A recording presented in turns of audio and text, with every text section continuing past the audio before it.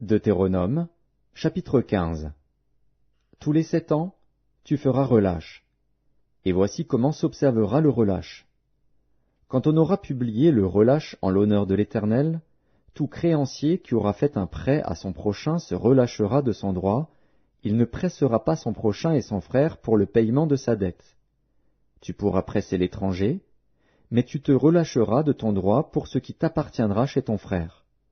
Toutefois, il n'y aura point d'indigent chez toi, car l'Éternel te bénira dans le pays que l'Éternel, ton Dieu, te fera posséder en héritage, pourvu seulement que tu obéisses à la voix de l'Éternel, ton Dieu, en mettant soigneusement en pratique tous ces commandements que je te prescris aujourd'hui. L'Éternel, ton Dieu, te bénira comme il te l'a dit. Tu prêteras à beaucoup de nations, et tu n'emprunteras point. Tu domineras sur beaucoup de nations, et elles ne domineront point sur toi. S'il y a chez toi quelque indigent d'entre tes frères, dans l'une de tes portes, au pays que l'Éternel, ton Dieu, te donne, tu n'endurciras point ton cœur et tu ne fermeras point ta main devant ton frère indigent. Mais tu lui ouvriras ta main, et tu lui prêteras de quoi pourvoir à ses besoins. Garde-toi d'être assez méchant pour dire en ton cœur, la 7e année, l'année du relâche, approche. Garde-toi d'avoir un œil sans pitié pour ton frère indigent et de lui faire un refus. Il crierait à l'Éternel contre toi, et tu te chargerais d'un péché. Donne-lui, et que ton cœur ne lui donne point un regret. Car, à cause de cela, l'Éternel, ton Dieu, te bénira dans tous tes travaux et dans toutes tes entreprises. Il y aura toujours des indigents dans le pays. C'est pourquoi je te donne ce commandement, tu ouvriras ta main à ton frère, aux pauvres et à l'indigent dans ton pays.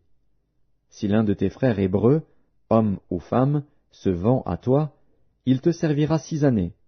Mais la 7e année, tu le renverras libre de chez toi. Et lorsque tu le renverras libre de chez toi, tu ne le renverras point à vide.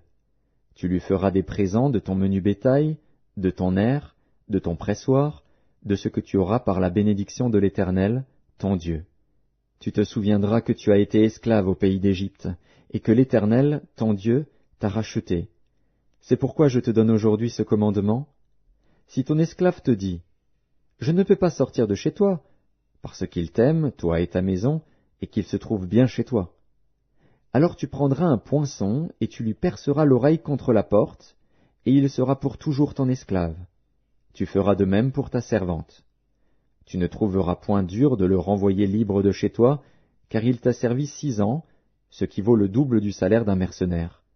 Et l'Éternel, ton Dieu, te bénira dans tout ce que tu feras. Tu consacreras à l'Éternel, ton Dieu, tout premier-né mâle qui naîtra dans ton gros et dans ton menu bétail. Tu ne travailleras point avec le premier-né de ton bœuf, et tu ne tondras point le premier-né de tes brebis. Tu le mangeras chaque année, toi et ta famille, devant l'Éternel, ton Dieu, dans le lieu qu'il choisira. S'il a quelque défaut, s'il est boiteux ou aveugle, ou s'il a quelque autre difformité, tu ne l'offriras point en sacrifice à l'Éternel, ton Dieu. Tu le mangeras dans tes portes. Celui qui sera impur et celui qui sera pur en mangeront l'un et l'autre, comme on mange de la gazelle et du cerf. Seulement, tu n'en mangeras pas le sang. Tu le répandras sur la terre comme de l'eau.